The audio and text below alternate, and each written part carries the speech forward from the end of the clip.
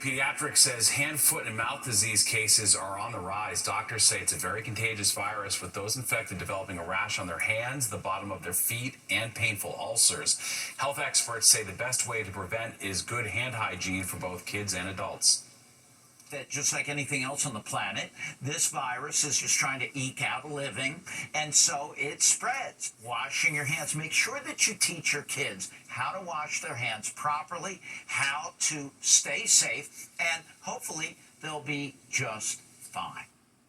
Now, there's no treatment or vaccine for hand, foot, and mouth disease. Health experts say parents should simply keep a watchful eye on their kids and see a doctor if they become ill. Well, it's official. We now know. Welcome back. People who live in Crown Heights say one local block is the busiest in the neighborhood. Right, but as Fox 5's Antoine Lewis shows us, they also say it's one of the greenest. Eastern Parkway between Franklin and Bedford Avenues in Crown Heights may be known for many things. Now add greenest block in Brooklyn to the list. It's a different feel, a different energy, and that's what we was trying to create, a welcoming space where all the tables and chairs where everybody can come and have drinks in the morning. Everyone has their coffee, read the paper, read a book outside. More than 100 Brooklyn neighborhoods entered this annual competition organized by Brooklyn Botanic Garden. The emphasis is more on community gardening and civic participation than it is about beautification. Like Deborah and I just started out kind of planting things in tree beds, and that just the conversations we've had with folks that have walked by and have lived here for generations has kind of built this movement of people greening the block. We've got basil, sage, we've got a strawberry, we've got thyme, mint, rosemary, another kind of basil, and lavender, just because it's beautiful to smell. But organizers say what really gave this block the edge: upcycling. Repurposing objects and items that have been cast off. They've taken some of those wooden spools that hold wire from construction sites, painted them, and turned them into cafe tables. And this mural at the end of the block, a chance to show the diversity of the block's green thumbs. It brings neighbors closer together. It encourages sustainable gardening. It educates generations of plant lovers throughout this great borough. But I would say just as important, or perhaps more important, we are saving the planet one block at a time. But for now, it's this block that's wearing the crown. Antoine Lewis, Fox 5 News. Well, I scream, you scream, we all scream for Froyo. Whether in a cup or a cone, it seems like we're entering a new soft serve era here in the city. Well, nothing is as refreshing as an ice cream cone on a hot summer night. Ain't that the truth? And it seems Froyo's making a comeback. Fox 5's Kendall Green has the scoop or the swirl on this frozen yogurt renaissance.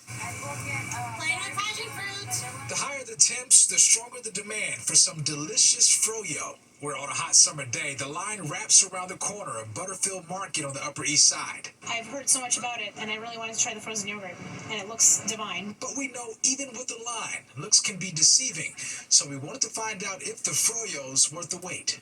Oh, that was delicious. It delivers, huh? Delivers. Alik and Alexis say they're already fans of the treat, re-emerging itself in the spotlight again after dipping into the shadows since its prime in the mid-2000s. The owners of Butterfield Market were ahead of the trend then and say it's still great for business now. The summertime, we do maybe about 10-15% of business, so it does very, very well. So great, Rachel Sugar wrote an article about it in New York Magazine. It's playful. It's nostalgic. I really do think it has this kind of winking. Obviously, it's not a health food, but it's like you don't have to feel bad about it. It was the tart froyo, so I think there's the nostalgia of having that brings people back. Some are brought back more than once or twice a week. I know some regulars, I don't want to name them, but some nice regulars to come here, yes. What's this? I ordered the mango. The mango? Yes. Arlene here didn't deny. She's a regular, and she's been hooked. I don't feel guilty. I mean, the thing with this, it tricks your mind into thinking, because it says yogurt, that it's healthy, and we all know it's not. So that's a good part. And Alexis is right there with her. Isn't it pretty healthy? Yeah. It depends what diet you're on. Sugar predicts that trendy fizz of Froyo won't go flat anytime soon. It never disappeared. It sort of bubbles up and trickles down.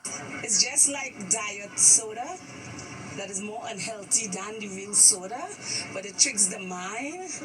Right, I like that. I like that. Kendall Green, Fox 5 News. I want to go for a call with her. She seems fun. So fun. Yeah. Our bookstore on the Lower East Side getting a lot of attention. It's called Sweet Pickle Books, and the owners created it as a mashup of books and, you guessed it, pickles. Customers who trade in books leave with a fresh jar of pickles.